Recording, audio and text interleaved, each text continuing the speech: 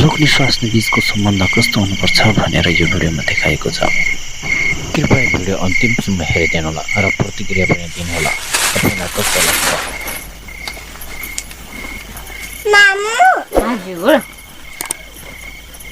किन यहाँ शेरराना रसा कुडाउनु किन हालिसकेको?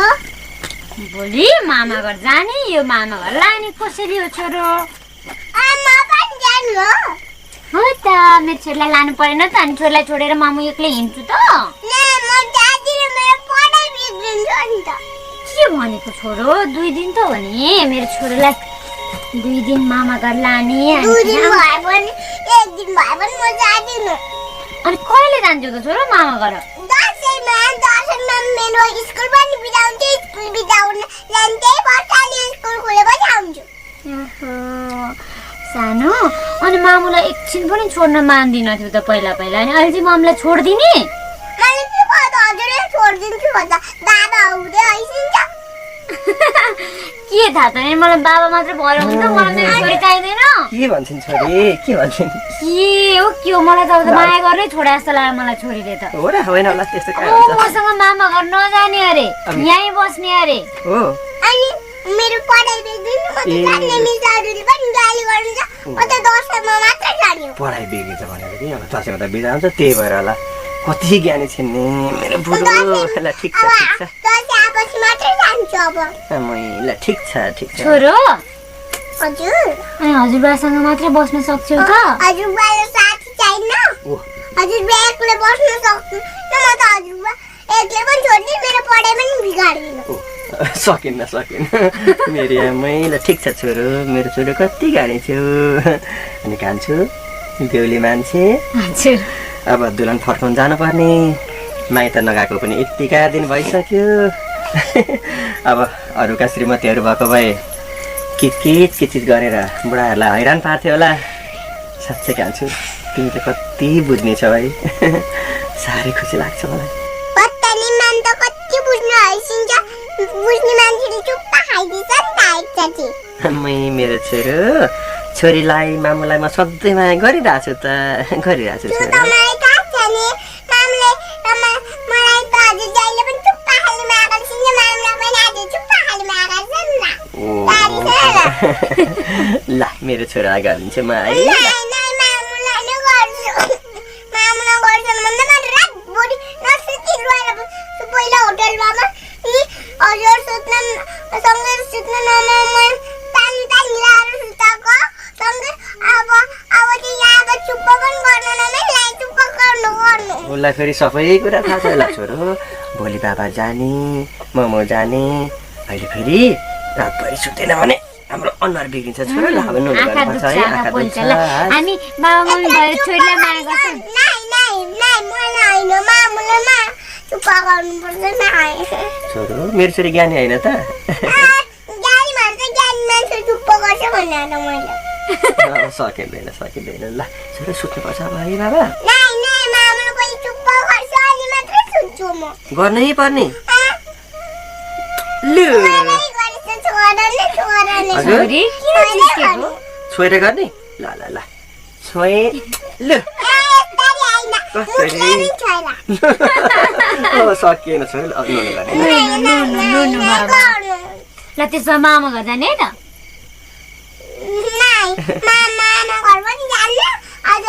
चुप्प गर्नु पर्छ नाइ।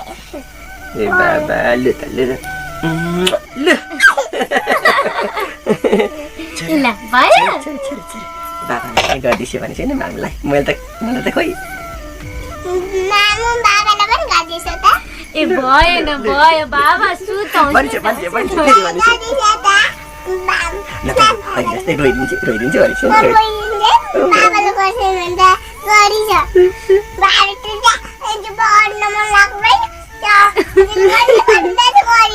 ले अहिले म गाला पड्किने हान्छु छोरी। सुत भन्छ फेरि भन्छ। मामु गादिस त? नसुत्ने?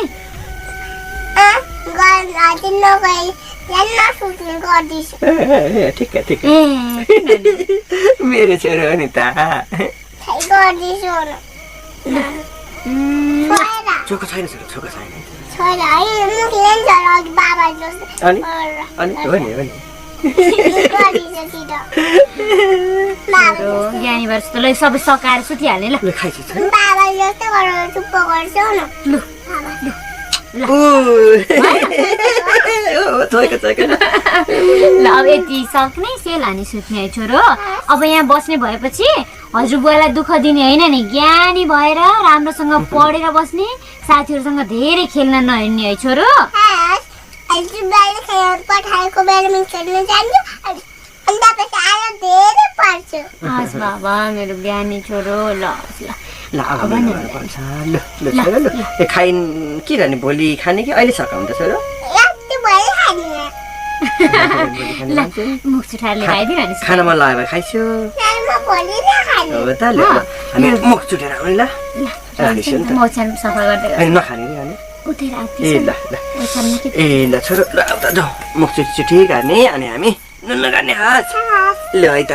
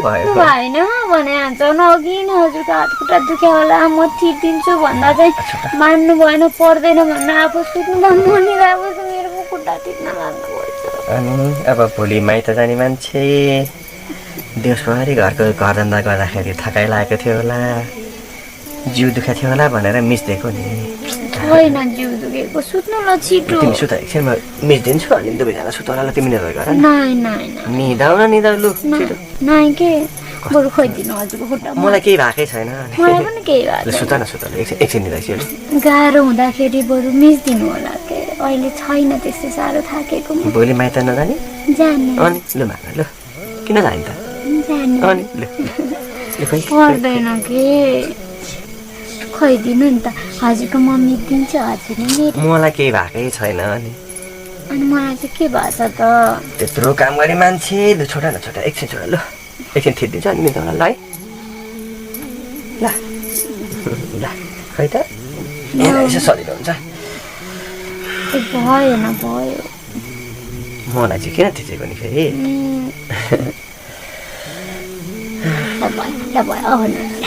अब निराउने एकछिन निराउ न म मिटिदिन्छु अब निराइछु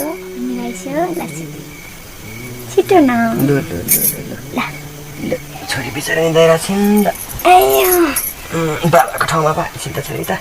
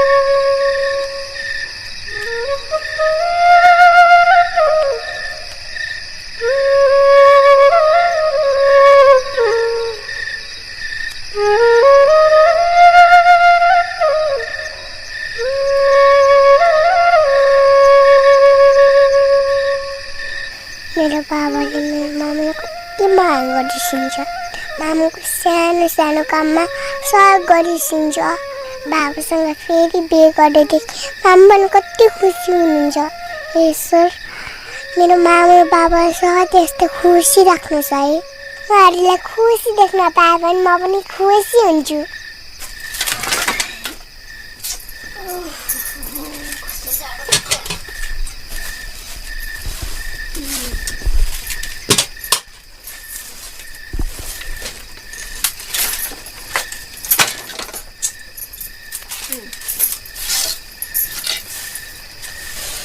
कान्छु अब कुचो लानु थालेछौ कि आगो पुग्न लागेको ए ल यसो गरौँ न तिमी आगो बाल्दै गर म बाहिर कुचो लगाइदिउँ हजुर किन उठ्नु भएको भने ससुराली जाने मान्छे यति चाँडै उठेर आँखा रातो रातो लिएर जान मन चाहिँ के ठिक छ त अब तिमीले मात्रै काम गर्नु पर्छ भन्ने छ र कहिले हुन्छ म कुचो लगाइदिन्छु छुट्नु न एकछिन म गरिहाल्छु नि भने यस्तो हल्का काम गर्नु त्यही त दुवैजना मिलेर गर न लु तिमी आगो फुक खोइ ल ए अनि सुन त त्यो यसो लिप्नु पनि पर्छ पर्दैन हिजो भर्खर लिप्याएको मैले पर्दैन आज हो त ल कुचो मात्रै लगाइदिए हुन्छ होइन तातो पानी पिउने कि चिया नै बनाऊ हुन्छ तातो पानी नै पिउँ न चिया नखाऊ होला